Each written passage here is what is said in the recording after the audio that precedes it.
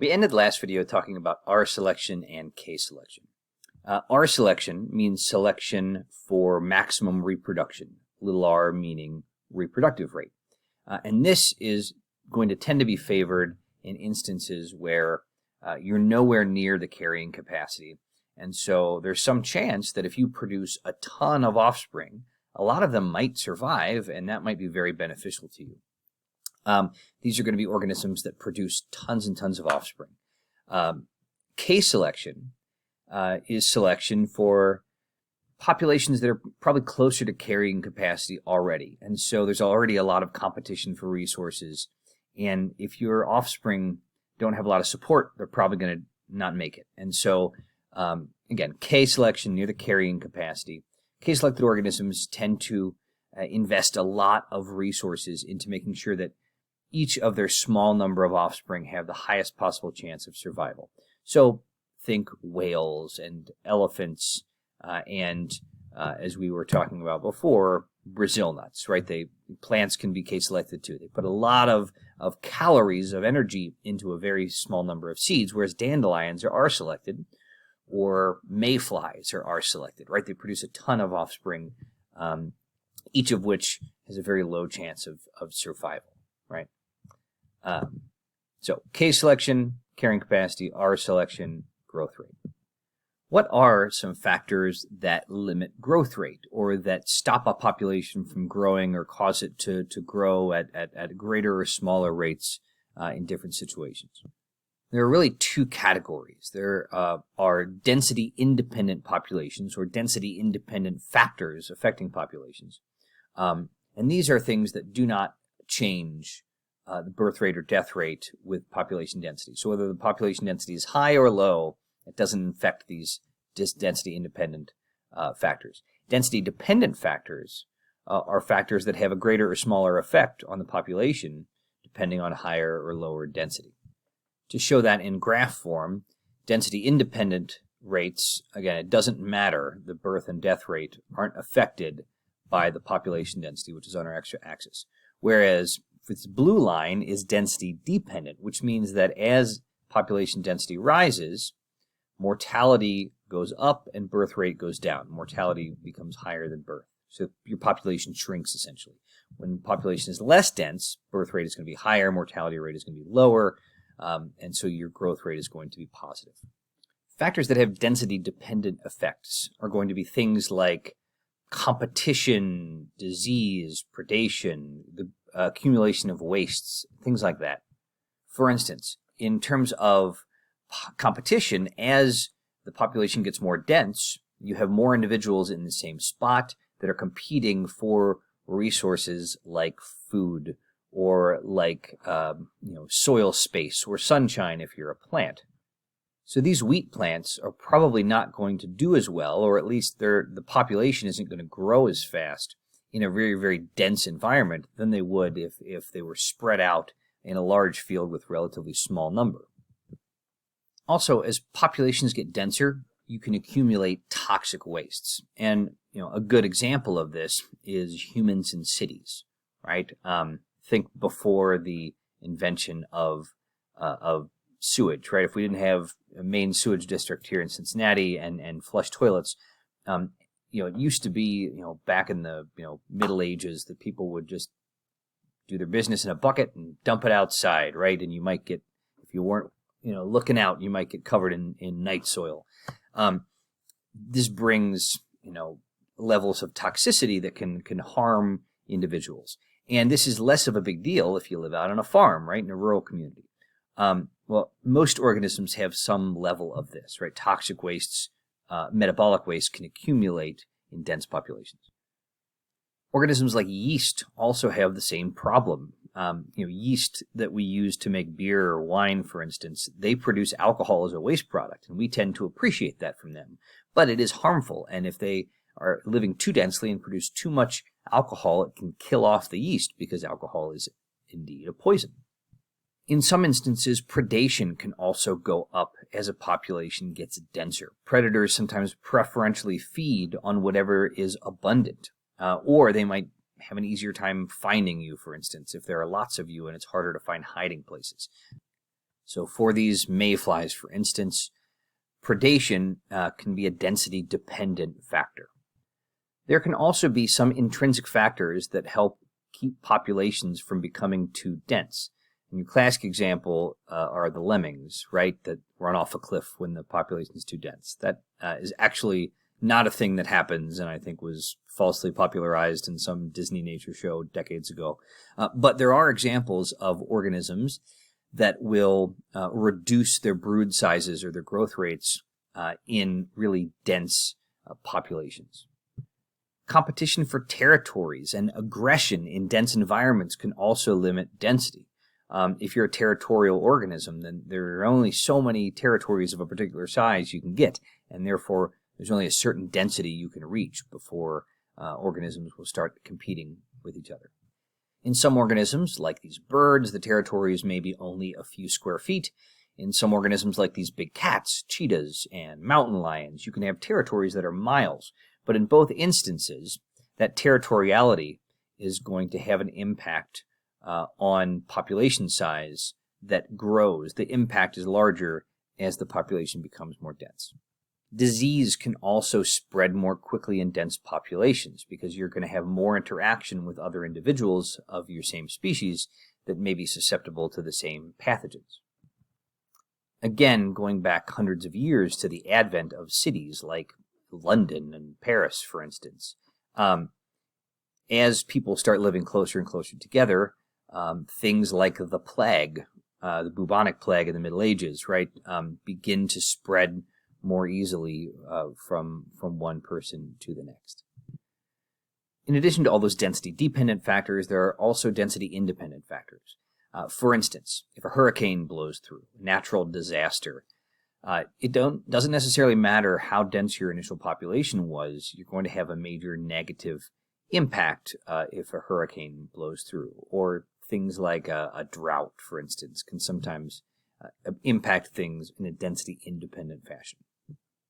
The study of all of these complex interactions between biotic factors and abiotic factors that cause changes in population size is called population dynamics. And these can be unique depending on the characteristics of a particular organism. For instance, there are certain amoebas that can emigrate and forage elsewhere if they need to leave better as a group than as an individual. And this is because as a group, they can turn into this slug, essentially, that's able to move across tougher topsoil more quickly in order to find something to munch on, like these bacteria. It can also be helpful to study what are called metapopulations, which are lots of different individual populations that are linked by occasional immigration and emigration between them. And sometimes, if you have lots of different populations that have relatively high levels of immigration, it can result in more stability. This, for example, is a metapopulation of butterflies that are found in a group of islands in the north of Europe. And these black patches are occupied patches full of population. The white patches are unoccupied, but could possibly be habitat for butterflies. And these butterflies have lots of local populations that spring up where there weren't populations before, and local extinctions in places where there used to be populations. But even if there's an extinction event, you could always get a new population that springs up later because there's lots of immigration and emigration from the other populations in this big metapopulation. So more stability ensues. So we've now talked about exponential and logistic growth and carrying capacities. And humans are not special with regard to this.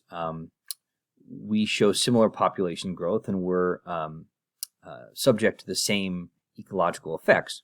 And the human population showed relatively slow population growth until about 1650.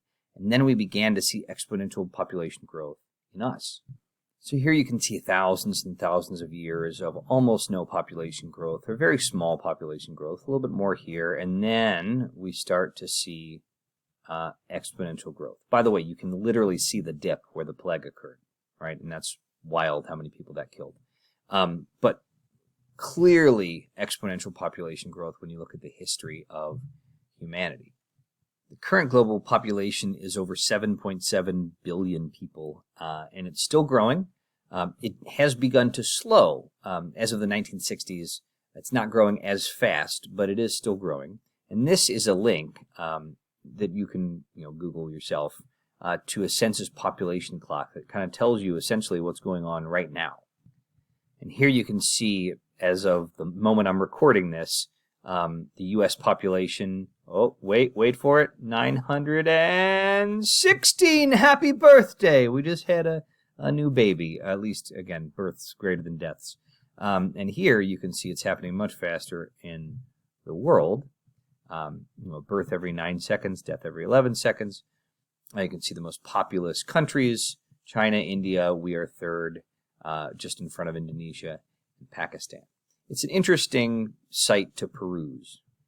And as you can see, the growth rate has come down since the 60s. This is projected. This is actually kind of old. It really is about here now. But growth rate coming down is still positive, right? And we know that even if it's a relatively small positive growth rate, if it's consistent from year to year, you can still get exponential growth. If you're going to have a stable population that is neither growing nor shrinking, there are really a couple ways to do it. You can either have a high birth rate and a high death rate, or you can have a low birth rate and a low death rate. And if you're going to move from this first to the second, this is called the demographic transition. And that transition is associated with increased quality of health care, improved access to education, especially for women. And the population growth that we see in the world is very, very different from place to place, and most of the growth is occurring in developing countries. And you can look at the age structure of a country by looking at a sort of a pyramid graph that we're going to take a look at and see sort of what percentage of the population is old versus young versus middle-aged, and you can use that information to make predictions about the future. For instance, Afghanistan is showing rapid growth, and they have a relatively small number of older folks and a very, very large number of young people. And this means their population is probably going to continue growing a lot because there are a lot of people that are about to hit reproductive age. And so, when you're planning for housing and jobs and things like that, it's important to look at that.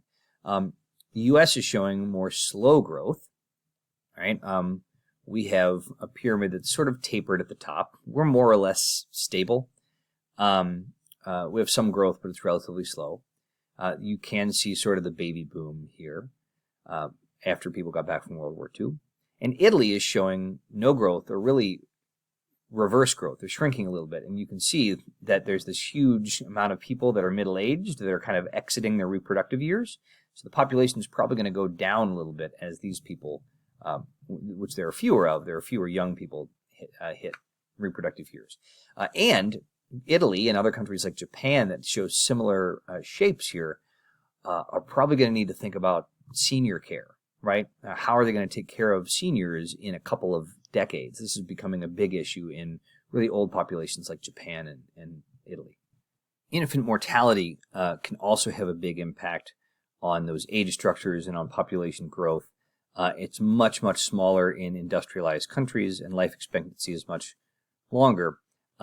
Actually, in Cincinnati, within the United States, Cincinnati has really high infant mortality. It's something that hospitals in the area have been trying to deal with, especially with education campaigns about SIDS in recent years. The biggest question when it comes to human population growth is, what is the global carrying capacity for us? What can our biosphere support? And we don't know. Population ecologists predict that our global population is going to be somewhere between 8 and 10.5 billion in 2050. We're already creeping up on 8. Average estimates for carrying capacity tend to be around 10 or 15 billion. It depends on what assumptions you use. But ultimately, the carrying capacity depends on us and our behavior and how much, in terms of resources, we each use on our own. What is our footprint on the world? And ecologicalfootprint.com is a way to sort of assess yours. Chances are, if you live in the U.S. like me, your footprint's probably pretty high. In developed countries, we use a lot of energy to maintain a high standard of living, and when other places around the world with large populations start increasing their standard of living, the amount of resources they use are going to go up too. So as a planet, we're going to have to to figure out ways to do this more efficiently.